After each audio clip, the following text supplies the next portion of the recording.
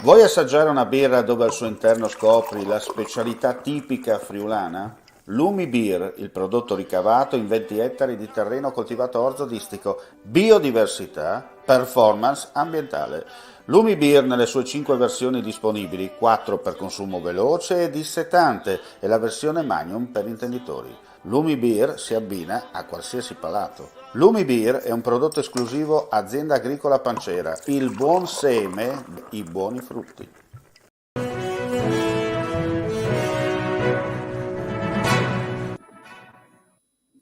Cordiale saluto gentili amici, ben ritrovati a questo primo appuntamento odierno con i nostri live per quanto riguarda gli aggiornamenti di cronaca dal Friuli Venezia Giulia.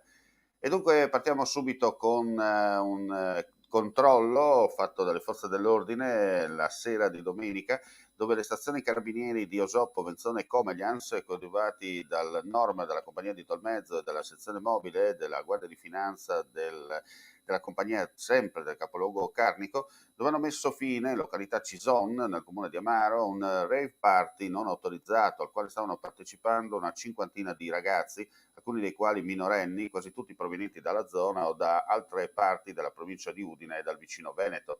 Un assembramento che stava tenendo una festa a base di musica techno, dove poi accertato circolavano anche stupefacenti di vario genere. Durante i controlli una ventina di ragazzi, in prevalenza della Carnia, molti dei quali già noti per vicende legate allo spaccio e al consumo di stupefacenti, oltre che per altri reati. Tutti i ragazzi identificati sono stati denunciati per invasione di terreni di proprietà demaniale e saranno multati per la violazione delle norme anti-Covid e per aver dato luogo a un assembramento senza alcuna precauzione. Sono ancora in corso le attività per identificare gli altri partecipanti all'arrivo delle forze dell'ordine, si sono dati alla fuga attraverso i boschi e si sono allontanati a bordo delle proprie autovetture parcheggiate nelle vicinanze prima che scattasse il blitz. Adesso andiamo a Udine. Il Comitato per la salvaguardia delle rogge, in persona di Cristina Pozzo, Silvia Pelizzo e Andrea Sandra, ha incontrato il sindaco di Udine Pietro Fontanini per ribadire il proprio no alla realizzazione della centralina elettrica in Largo delle Grazie. La rivisitazione del progetto in una forma più contenuta rispetto all'originario non ci convince, hanno dichiarato, e quindi abbiamo espresso la nostra ferma volontà di perseguire ogni forma di contestazione e protesta per impedire qualunque intervento sulla roggia di Largo delle Grazie che non sia migliorativo del luogo.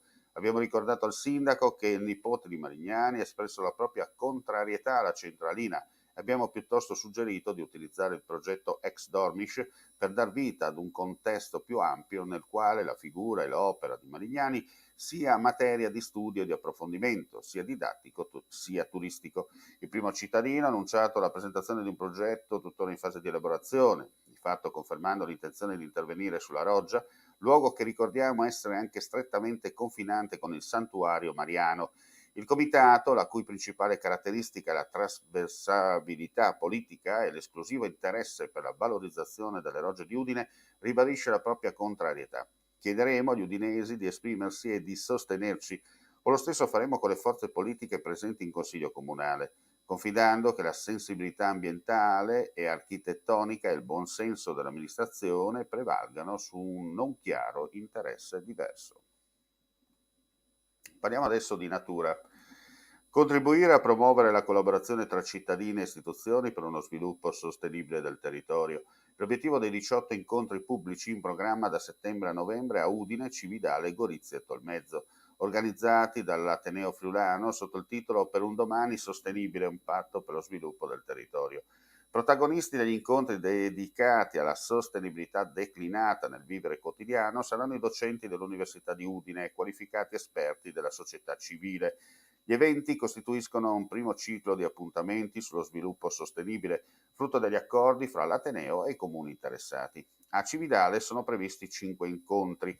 Il primo domani, mercoledì 8 settembre alle 17 a Villa de Claricini d'Orpacher di Botenico di Moimacco. Il tema: le api, campionesse di sostenibilità, esempio di cooperazione. Sarà affrontato da Francesco Nazzi del Dipartimento di Scienze Agroalimentari, Ambientali e Animali appunto dell'Università di Udine. E con questa notizia chiudiamo qui questa edizione flash del mattino, vi do un appuntamento nel pomeriggio per un altro live, ulteriori aggiornamenti sul nostro sito www.friulitv.net. Buona giornata a tutti.